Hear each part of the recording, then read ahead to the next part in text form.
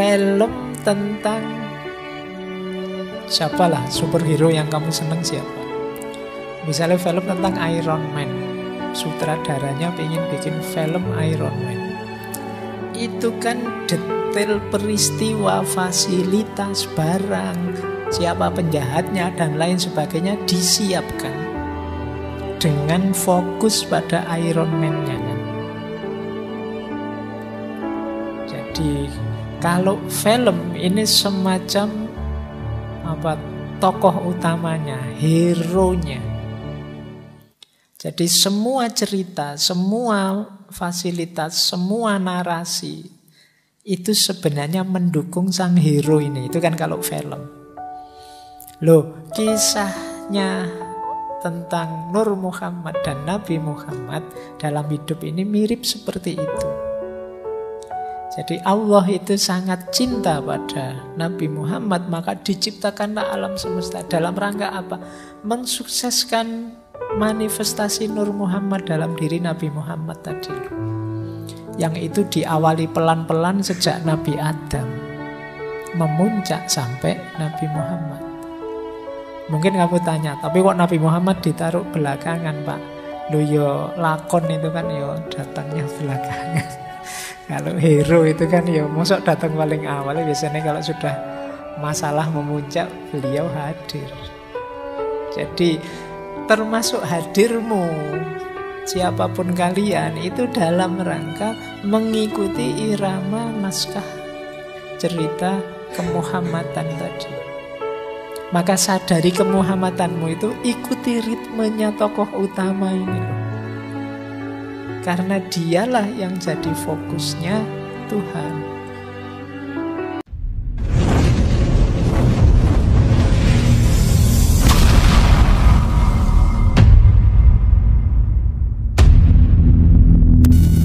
Terus ya, yang keempat namanya alam Jabarut. Alam Jabarut ini nanti disebut wahidiyah, kesatuan. Dari kata-kata Jabar. Jabar itu kekuasaannya Allah. Nah, kalau tadi makhluk itu potensial, sekarang makhluk itu lahir dalam bentuk jiwa secara umum. Di sini nanti ada Lauhil Mahfud, ada Ummul Kitab, ada kolam. Ini di alam Jabarut ini. Nah, inilah nanti yang oleh Allah alastu birabbikum terus dijawab bala syahid. Ini dalam bentuk jiwa-jiwa secara umum, masih belum ada materi. Dari alam Jabarut nanti turun ada namanya alam malakut. Alam malakut ini jiwa-jiwa tadi sudah punya bentuk, tapi masih imateri. Jadi di sini nanti ada jiwanya binatang, jiwanya tumbuhan, ini jiwanya manusia, ini jiwamu, ini jiwa. Ini adanya di alam malakut. Yang paling akhir alam nasut. Alam nasut itu alam materi. Jadi disinilah nanti jiwa-jiwa tadi masuk dalam jasad, dalam wadah yang sudah disiapkan sebelumnya. Oh, ini pandangan tentang Nur Muhammad ini ya ternyata ada implikasinya dalam level-level alam. Itu mungkin kita menyebutnya dimensi. Alam yang banyak berlipat-lipat. Ada alam Hahut, Yahud, Lahut, Jabarut, Malakut, dan Nasut. Ini mungkin kalau pakai bahasa hari ini multiverse-nya tasawuf. Jadi hari ini kan rame tentang multiverse itu kan, berlipat-lipatnya alam. Ternyata ya di tasawuf sudah lebih duluan punya teori tentang alam yang berlipat-lipat. Jadi hidup ini ternyata tidak sekedar yang kita jalani dan nanti sesudah mati. Ternyata ada banyak level-levelnya. Oke, Jadi ini pengaruh terhadap pandangan tentang alam. Lanjut. Kemudian pengaruhnya terhadap pandangan tentang sejarah. Teman-teman mungkin akrab dengan kalimat laulaka ya Muhammad ma khalaqtul aflaq. Hadis qudsi. Atau ada yang bilang laulaka ma khalaqtul aflaq. Kalau bukan karena engkau Muhammad, aku tidak akan menciptakan alam semesta ini. Ini sering dimaknai betapa cintanya Allah pada Muhammad. Tapi ini dalam konteks Nur Muhammad, ini mempengaruhi pembacaan kita terhadap sejarah. Jadi versi Nur Muhammad ini berarti sejarahnya manusia, sejarahnya Bani Adam, itu hakikatnya adalah sejarah Muhammadiyah. Enggak usah takut NU meneh. Saya bilang Muhammadiyah mesti bayanganmu NU. Sejarah kemuhammadan. Jadi Bani Adam, Nabi Adam itu sekitar 6.000-an tahun sebelum Masehi, 600 ribuan sekian itu kan di Ibnu Katsir. Itu sebenarnya sejarah Muhammad. Ini menjelaskannya susah. Bayangkan gini wis. Film tentang siapalah superhero yang kamu seneng siapa? Misalnya film tentang Iron Man. Sutradaranya pengen bikin film Iron Man. Itu kan detail peristiwa, fasilitas, barang, siapa penjahatnya dan lain sebagainya disiapkan dengan fokus pada Iron Man-nya kan. Jadi kalau film ini semacam tokoh utamanya, hero-nya. Jadi semua cerita, semua fasilitas, semua narasi itu sebenarnya mendukung sang hero ini. Itu kan kalau film. Loh, kisahnya tentang Nur Muhammad dan Nabi Muhammad dalam hidup ini mirip seperti itu. Jadi Allah itu sangat cinta pada Nabi Muhammad, maka diciptakanlah alam semesta. Dalam rangka apa?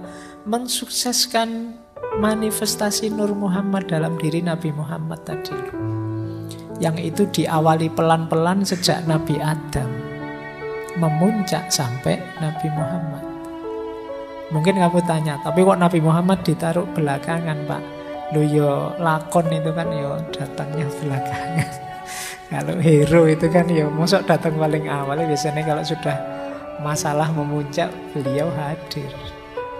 Jadi termasuk hadirmu siapapun kalian itu dalam rangka mengikuti irama naskah cerita kemuhammadan tadi. Maka sadari kemuhammadanmu itu, ikuti ritmenya tokoh utama ini loh. Karena dialah yang jadi fokusnya Tuhan. Jadi dia yang paling dicintai, yang dibuatkan cerita. Mudahnya begitu. Biar kelihatan betapa sempurnanya Nur Muhammad dalam diri Nabi Muhammad, ya segala narasi, segala cerita disesuaikan. Yang cerita awal diawali sejak Nabi Adam dengan segala dinamikanya nabi-nabi selanjutnya sampai 124.000 seperti kemarin, dan puncaknya hero-nya dalam tanda petik ya tokoh utamanya muncul pada diri Nabi Muhammad. Jadi cerita hidup kita, cerita hidupnya Bani Adam itu hakikatnya adalah cerita tentang Muhammad. Oleh karena itu, eman-eman kalau kalian lupa dengan beliau ini tokoh utamanya di sini. Kayak bahkan innallaha wa malaikatahu yusholluna 'alan nabi.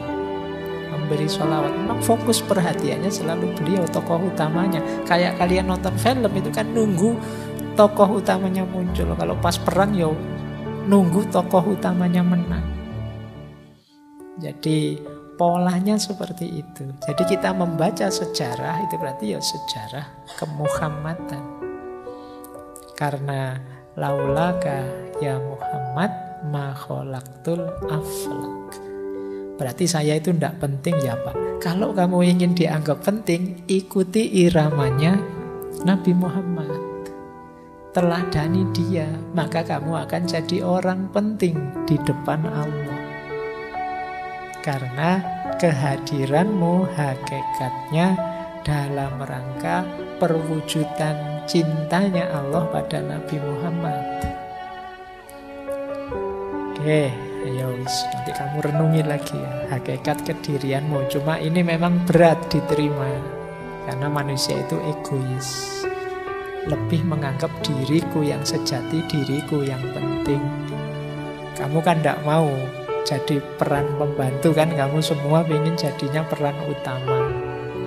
Tapi yo harus diakui, Sang Maha Sutradara memposisikan peran utama itu Rasulullah. Nah, kalau kalian ingin dicintai juga oleh sutradaranya, ikuti irama hidup gaya Rasulullah. Baik, jadi ini diantara makna dari Nur Muhammad tadi, termasuk kalimat yang masyhur ini, laula kaya Muhammad ma khalaqtul aflak. Kalau bukan engkau wahai Muhammad, aku tidak akan menciptakan alam semesta. Baik, kita lanjut. Satu lagi implikasi pemahaman dari Nur Muhammad tadi. Dari situ nanti, dari pandangan tentang nur tadi, berarti cahaya itu ada spektrumnya, ada tingkatannya. Ada cahaya yang hakiki, ada cahaya imateri, ada cahaya materi. Ini kita lihat ya, ini menjelaskannya pelan-pelan. Saya kasih contoh saja. Cahaya yang paling bawah misalnya, cahaya materi. Materi itu berarti yang fisik. Fisik yang mengikuti ritme cahaya. Misalnya kebaikan. Kebaikanmu sedekah. Ketika kalian sedekah misalnya memberi uang fakir miskin. Ini kan jenis aktivitas cahaya. Cuma sifatnya materi. Kelihatan. Di balik kalian bersedekah materi ini, di balik itu ada cahaya imateri, yaitu cahaya jiwamu, namanya sifat dermawan.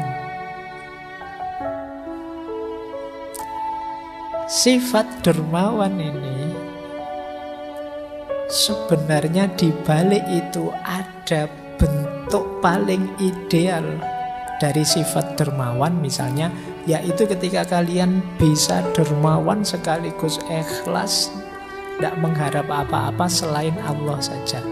Karakter puncak kedermawanan semacam ini, itu karakternya Nur Muhammad. Dari mana sumbernya karakter puncak Nur Muhammad semacam ini? Dari cahaya yang hakiki, yaitu Allah. Jadi ini level-levelnya cahaya. Kalian belajar misalnya, membaca buku. Membaca buku itu belajar. Ini cahaya materi, di level materi. Aktivitas yang baik, aktivitas yang soleh. Sifatnya kan kematerian, kelihatan, bisa dilihat oleh panca indera. Tapi jenisnya cahaya. Nah, ini lahir kalian bisa membaca karena cahaya imateri, yaitu kesadaranmu untuk ikra, untuk belajar. Ini kan jenis cahaya juga. Nah, pola ikra yang paling ideal itu ikutilah Nur Muhammad. Yang sumbernya cahaya yang hakiki, yaitu Allah.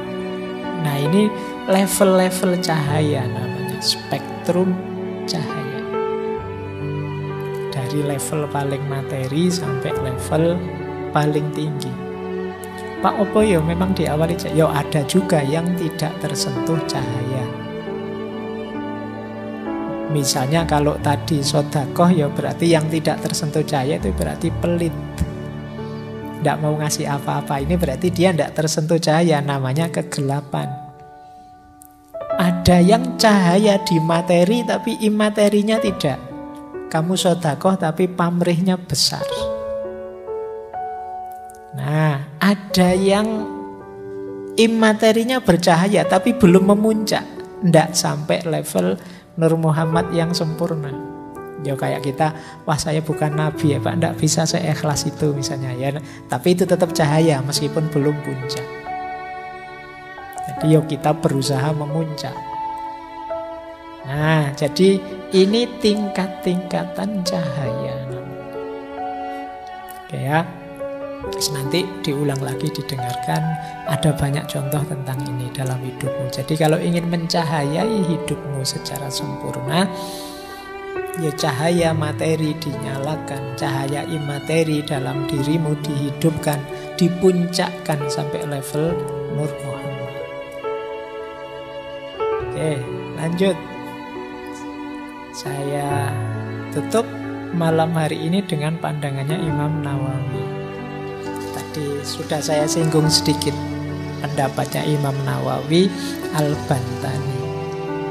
Kan banyak kontroversi tentang Nur Muhammad ini. Kata Imam Nawawi, kalau ada orang kok rewel, tidak mau menerima konsep ini, ya tidak apa-apa. Tapi kata beliau, konsep Nur Muhammad itu kan tidak sulit sebenarnya dipahami. Karena dia statusnya adalah makhluknya Allah, bukan Allah.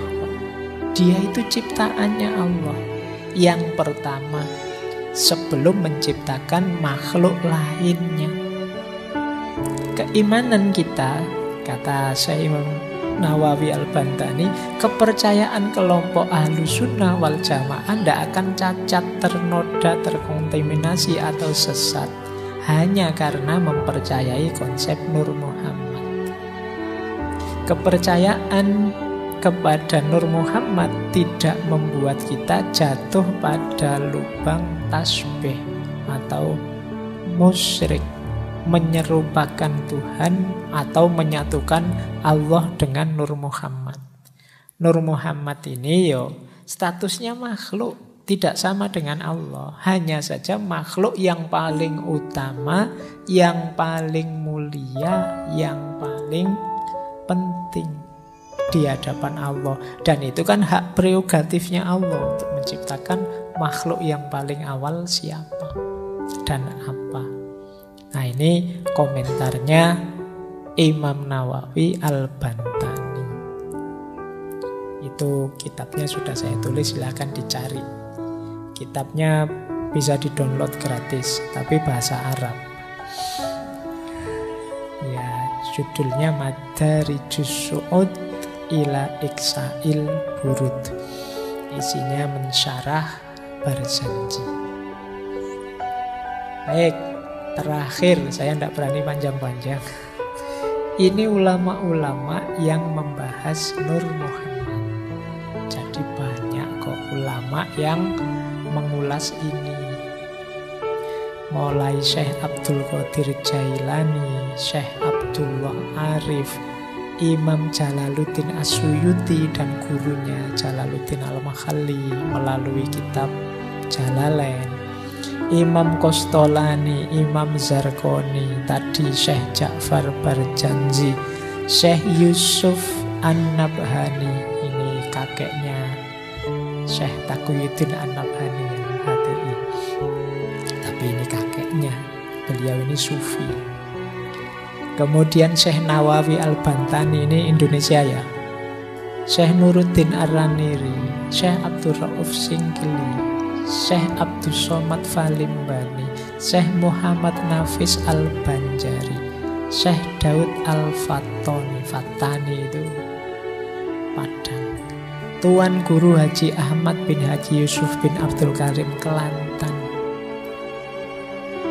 Allamah Abu Abdullah As-Syekh Muhammad bin Ahmad Illisi.